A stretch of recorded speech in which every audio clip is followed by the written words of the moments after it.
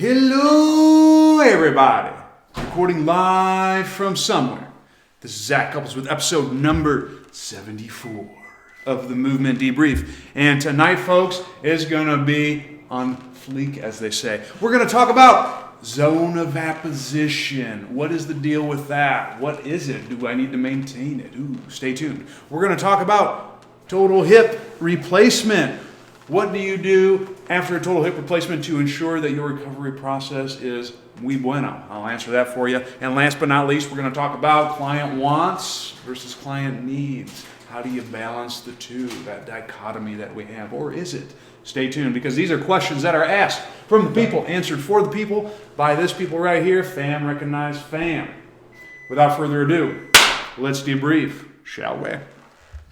The first question comes from my man, Dan the man. He asks, I had a good question the other day that I think you'd answer well. Zone of apposition. Is the goal to be there all the time? When is it okay to lose it, if at all? Does anyone stay there? Technically, how we achieve a zone of apposition is different based on environmental stress. How can I check in with my ZOA? Would it be different after a high-stress day, such as in the gym, poor sleep, etc., than it would be if my training global stress was light? One can possibly be so resilient that we always have it, but never be so damaged to not get it back. Dan, this is an outstanding question. I'm going to see if I can deliver like you said I would. So, first off, what is a zone of apposition? Well, I'm glad you asked. The zone of apposition is the amount of diaphragm tissue that is right up against the rib cage. So the zone of apposition is never something you lose. It's always there. I see it within you. But what can happen is the amount or the extent of the zone of apposition can either be increased or it can be decreased. Either of those two are possible. How do we establish a maximal zone of apposition? The way that that would occur would be by making sure you achieve a full, complete exhalation where the rib cage stays dropped. What that does is that allows the diaphragm to fully ascend because you establish an anchor at the lower rib cage. Maintaining that, which would encourage adequate bucket handle activity of the lower ribs, would allow you to maximize the zone of apposition during both inhalation and exhalation. That's what the zone of apposition, or the ZOA, is. You never fully lose it, but depending on what your activity and your goals are, you can have more of a zone of apposition versus less of a zone of apposition, depending on the context. How do you maintain it? Do we always stay there? Probably not. I think that the degree that a ZOA is maintaining is task dependent. For example, I could think of a good time in which I would not want a very large zone of apposition. 1 RM bench press would be a prime example of that. This is one reason why powerlifters maintain that large arch. It shortens the bar path, allows you to generate better leg drive. Those are big things if the goal is to move maximal weight. Having a big zone of apposition, probably not ideal in that case. Other times, maybe depending on the fatigue levels of the sport, I could also see that maintaining a zone of apposition, well, one, is unrealistic because you shouldn't be thinking about where's my rib cage when LeBron James is about to dunk on your ass. But it is something that is going to vary throughout the tasks. So is it something to maintain throughout? No. Does it change with stress? Probably. You have to consider that why would a rib cage or a diaphragm drop down and the zone of apposition be minimized?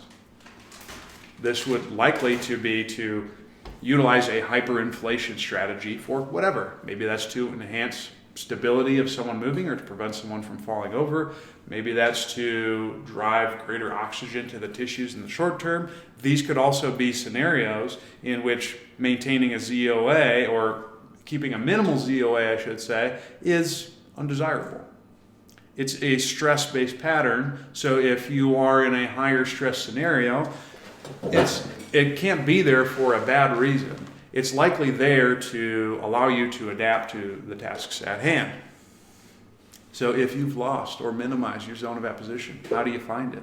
It's not on the back of a milk crate. All you have to do is focus on the exhalation. That is the big key. Exhalation to establish it and maintain it. And this can be done in just about any activity. Probably not in a sport where you should be focusing on the task at hand. But if you're just chilling like good old Bob Dylan over here, nothing wrong with kicking in a few breaths, making sure you can keep the lower rib cage still, and you ought to be in business. So to summarize, what is the ZOA? It's the amount of diaphragm tissue that lays right up against the rib cage. How do you get it? Closing the lower portion of the rib cage down by a full exhalation, allowing the internal oblique, transverse abdominis, or even the external oblique to close that in place to allow the diaphragm to fully ascend, to maximize the amount of diaphragm tissue that lays adjacent next to the rib cage. Is this something that we maintain? Well, it's always there. It's a matter of degrees. And the amount of degrees that you should have regarding a zone of apposition should be adjusted to the task at hand. If you are in a high super stress environment, you probably would benefit from having less of a ZOA than if you are chilling like Bob Dylan, if you know what I'm sizzling. If you want more information on the zone of apposition, I will link some stuff in the show notes. But Detroyer is your man. He is the guy who has exposed me to what the zone of apposition is in the research. I'll link my favorite article by him. Dan, you killed it with that question. Before I dive into the next one, little plug here. If you want to know how to apply zone of apposition with your people in various contexts from a low-intensity movement perspective or at the highest level of performance, you'll want to check out Human Matrix because it is coming your way. There are a few spots that I want to make sure that you are aware of. We got February, next weekend, 2nd and 3rd, New Providence, New Jersey. You'll want to give it a shot because it's about full. We got San Antonio, Texas, May 18th and 19th, June 8th and 9th in New York City at Hype Gym. We got August 3rd and 4th in Cincinnati, August 24th and 25th in Vancouver, BC. We got September 21st and 22nd in Raleigh, North Carolina, October 5th and 6th in Boston, Massachusetts, and December 7th and 8th in Orlando. So I hope to see you there at one of them. Whew. Now that I'm done with that little plug. Next question comes from Tom. Tom asks, "Hey buddy, love your material. I always wonder the proper leg work after a hip replacement, what that is, which I had last April." Well, Tyler, I appreciate you for recommending that. Let me give you the answer to that question. Brought to you by Topo Chico. Topo Chico wants to throw me a little scratch. I am hating. So, the proper leg work at the terminal end is pretty similar for an anterior versus posterior approach, which are the most common. I'm also made aware that there's a superior approach, but the ones that I recommend predominantly for most people, based on a meta-analysis that I've read in terms of the comparison of an anterior versus posterior, you probably want to go with the anterior approach. They don't cut through as much stuff. It seems to have better outcomes based on that meta-analysis, which I'll link in the show notes. THA meta-analysis. It seems to be a superior approach. Not to be confused with the superior approach, which is something that I've just been exposed to.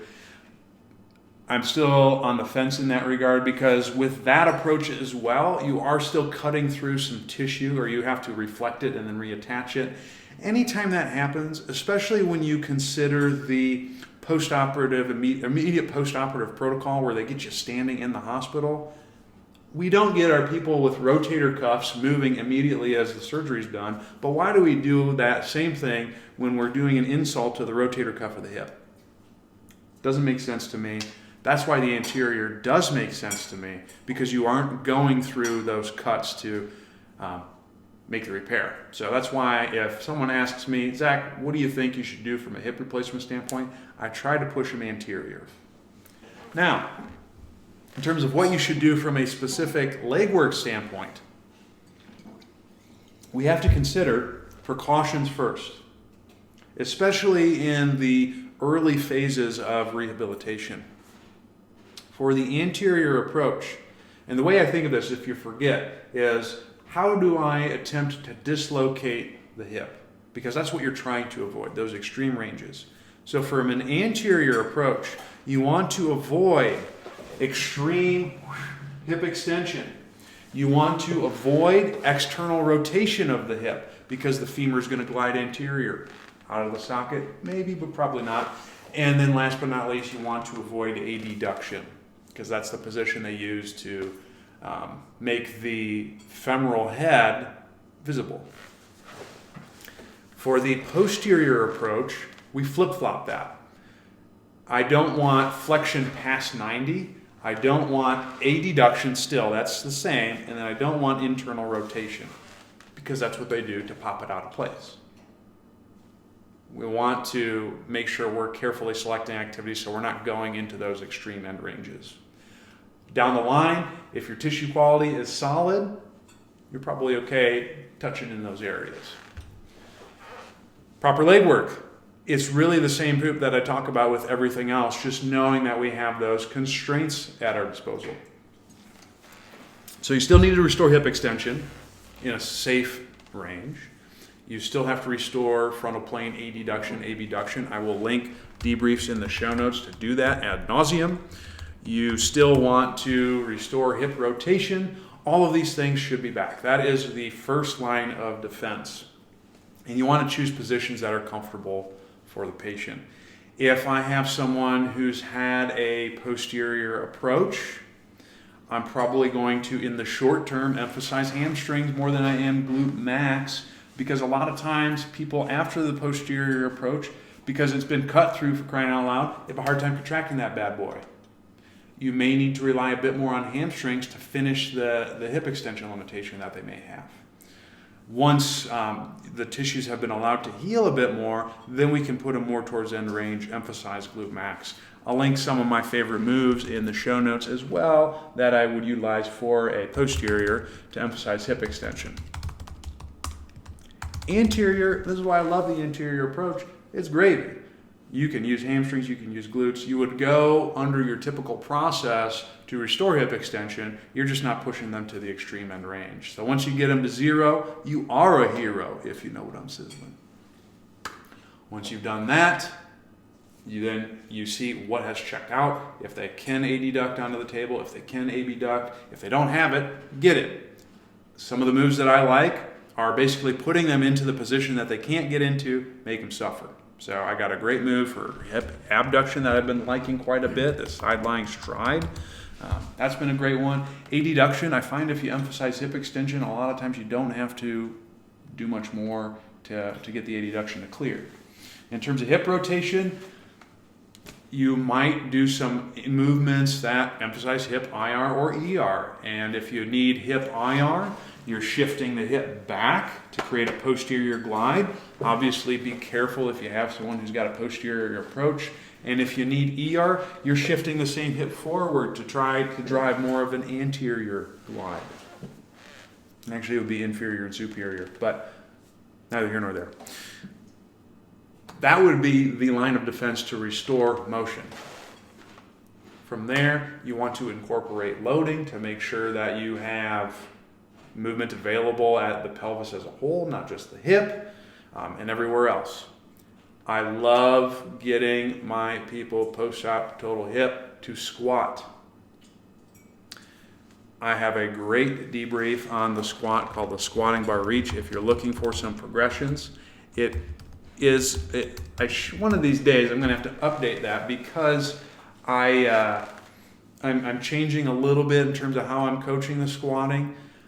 I really like making sure that you're emphasizing the posterior tilt and the sacral counter nutation because that is a big deal when you descend to the bottom of the squat, and a lot of times emphasizing that can help you drastically with hip motion. I will link a current squat that I'm using in the show notes as well, where basically we're doing things to emphasize the sacral counter nutation. But from that point on, it's progressing through the loading phase. So once you got a squat that looks pretty good, I will get people hinging, doing a deadlift. I will get people doing split squats, single leg work. If appropriate, you can go to some light plyometrics. All of these things should be available at the client's disposal. You just have to progress in a safe manner. And once you've gotten through I had a total hip and I got to avoid these precautions phase, it's pretty much the same towards the tail end. You just have to, if you have a posterior approach, be a little bit more careful because the tissues are a bit more at risk for injury and damage because of the cuts that they have to make to perform the procedure. So to summarize, total hip, if you got to get one, go anterior. That's just my opinion based on the evidence. From there, make sure you are taking care of your precautions. Anterior is extension, external rotation, and adduction. Posterior is flexion, adduction, and IR. And then it's simply a matter of getting your motion back with the methods that I espouse or whatever methods you got. I don't know all the answers. Doing that, making sure you progress loading, getting to plyometrics if appropriate, and then crushing life. So that's what I got. Tom, outstanding question. Let's dive into the last question, shall we? That comes from Kevin. And Kevin asks, after reading your recent post about communication, how do you approach a situation with a patient or training client where your views on what they need are different than what they want? Specifically, I have a few training clients who are older male golfers that need better mobility, tighten the hips, shoulders, T-spine, etc., and they just want to do strengthening work. So it's challenging to get them to understand the long-term payoff from improving their joint and tissue stiffness, try to sneak some things in, which affects without losing interest, which affects the overall relationship with them as a long-term client and promoter for the business. That is a doozy of a question, Kevin. I have the blunt answer, which I think is the case, and then I have the real-life answer. But I think the answer to this question, wants versus needs, really depends on your work situation. For example, if you have your own business, you have your own PT clinic, you have your own training facility, or you're renting out a training facility, and you have leeway with who you have versus don't have as clients, you need to market better. That is the first line of defense, I would say. Because what's happening in this case is you have a preconceived notion of what your ideal client is, and the client that you're referring to does not match that. They're not your people, and that's totally okay. I can't help everyone. Some people aren't going to jive with Big Z, and that's all right. Heck with them, but some people won't jive with me. Some people aren't going to jive with you. Some people won't jive with your approach. Totally cool. The best thing you can do in that case is hook them up with the person that's right for them. And it might not be you, and you got to be comfortable with that. That would be the big thing I would say in that case. But for the sake of argument, let's say, Zach, I work at an Equinox, or in my case, I'm a traveling PT. I can't kick people out because they don't want to do everything I do, and I got to sell things a little bit better. What do you do in that case? Well, I'm glad you asked. The first thing that I would say, and I don't think this can be emphasized enough, is with whatever you want to give them, are you showing them how it can get them results? For example, in the case that you're talking about, you got a bunch of old jokers who want to get swole AF, but they move like, a book stand. Did the activities you had them try that one time, did it make an improvement? If it didn't, man, I don't blame them for not wanting to do that stuff. That is the key. You have to get results, because if you get results and you get immediate results, and with a lot of the mobility stuff that I talk about, you most certainly would get results.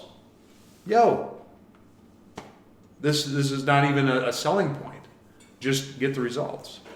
And my homegirl Lucy wrote a great post on Monday talking about that. It's okay if you're not doing great with the activities that you're doing right now. Pick your battles, get better at the stuff that you're trying to sell with the people who have already bought in. And then if you got someone who is like on the fence, Well, by the time you get to them, you're going to be adequately prepared to show them the good stuff. And then it's not going to be about what they want. It's going to be like, oh yeah, I want this and I need this. And then you've won. Let's say, for the sake of argument, you are rock star status and you have the skills in place, but you still got someone who's having a hard time buying in. I have a guy right now, in fact, who fits that bill. Because, I mean, I get decent results with people. There's some people who I don't get decent results. But I've seen this guy in the past. And first off, I probably sucked at selling it to him. But at the same time, he came in right away and said, I don't like doing stuff at home. Whew, that's going to be a tough sell. I think in this case, you have to do a multi-tier approach. First, you got to state your case. So for me, I said, hey, look, here's what I think you need based on my examination, based on all these other factors, based on what you're telling me. I think, given my skill set, the best thing that I can do for you is A, B, and C. In this dude's case, it's like, hey, you can't move. We need to give you some activities to help you move more effectively. We can most certainly do that here, but you would get even better results if you did this stuff at home. So it's laying out, based on what you found, you think this would be impactful for that person. Once you've done that, you could say, give them options. Basically, look, we can go this route and I think you're going to get some good results. Or we could do what you want to do, but I want you to realize that in the mobility case, we may hit a sticking point at some point in time, or we may not get the results you want because we are missing some key components that I think you would need. And then once you've done that, back away, stop, let them think. What would you like me to do to best serve you? Because all you can do in these cases is arm the person with information and allow them to make a decision. And then if they make a decision that's not what you want, that's okay. You've given them the information that they've needed to make an informed decision, and they just went the other route. And you have to be cool with that. And if you have the capability of referring them to maybe another client or another practitioner who might be able to better serve those needs, cool. If not, you do the best you can given the constraints you have, making sure you set the expectation ahead of time that, hey, this isn't what I think is best for you, but if you want to go this route, that's okay. And then if they come back to you and they say, hey, Kevin, I ain't as swole as I want to be. What the heck is going on? You can step back and say, well, hey, Joe Blow, you remember that conversation we had way back when I said, I think this, and this would be a better move, and we didn't go that route? Well, we went the route that you wanted, and like I had predicted, we're kind of hitting a sticking point. Then maybe that's the time when you can reintroduce that, when they're in dire straits. Hey, you're not getting where you want. Can we at least try this and just see if it makes a change?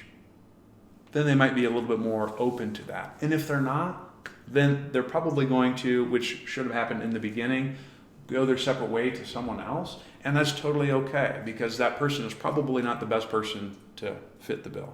But I will say this, as I've progressed in skill, because I would run into this problem a lot, but the better I got at doing what I do, the less I run into this. And I would have to say since I've been here in good old Page America, and probably in the last 6 months, I've probably had 2 clients where this was the case, where we couldn't get that buy-in to getting them to what I want to do. And it most certainly happened way more frequently when I was a young buck. So I would still say the first line of defense is to continue to get better at your craft. If you need to get better at your craft and you want someone to guide you along the way, I can most certainly help you with that with some of the services that I offer. So to summarize, Kevin, your great question. First thing, make sure that the person that is having a hard time buying in is your target market. Because if they're not, you're going to be unhappy, they're going to be unhappy. And if they're not your target market, find someone who can help them and give them the handoff that's appropriate. The second line of defense is make sure whatever you're trying to sell them, you are the best that you can be at that. Because if you don't get results, they're not going to buy it, period. If you still got that and they're still on the fence, hey, if you sit on the fence too long, you'll develop hemorrhoids. But if they're still on the fence, you just got to give them the options.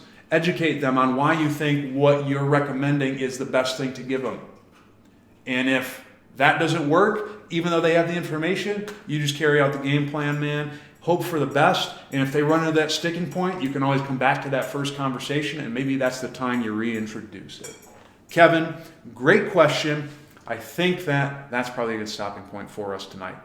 Thank you all so much for tuning in. If you want to learn more about me, go to zachcouples.com. The website is all souped up. It's like Exhibit came and he pimped my website nowadays.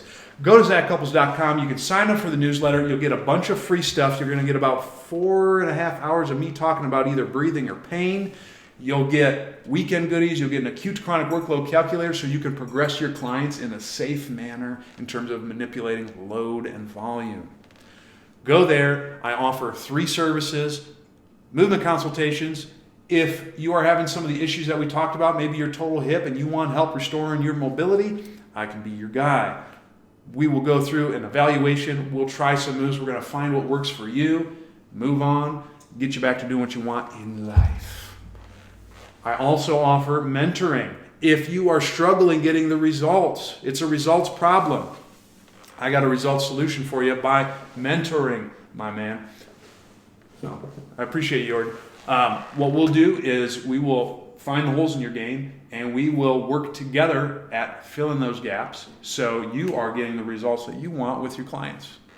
Last but not least, if you want straight gains or you have gone through the total hip stuff and you want to go beyond what you did before, we can do online training. We will do a movement consultation, tailor the program to your needs. We'll have a discussion back and forth on a weekly basis to make sure you are getting what you want out of the program, and we'll be good to go. So definitely hit me up for that. Other places you can find me, iTunes or Stitcher, search the Zach Couples Show. Because guess what, folks? There's 73 other debriefs. Do you want to look at me for all of them? Maybe, I don't know. Maybe you like the beard like Jordan does. Definitely sign up. Please leave a review so we can make the fam grow. Other places you can find me, Facebook /ZCouples. I'm on Twitter. The handle is @ZCouples. That Instagram, baby. Zach, ZAC Couples, CUPPLES. And if you go to YouTube, search Zach Couples, you will find the most up-to-date moves that Big Z be playing with on his clients. Thank you all so much for tuning in. You've been a beautiful, sexy, outstanding audience. I want you to keep it real, but not take a step when things go wrong. Stay hungry, stay learning, stay moving. And I'll see you next time. Deuces.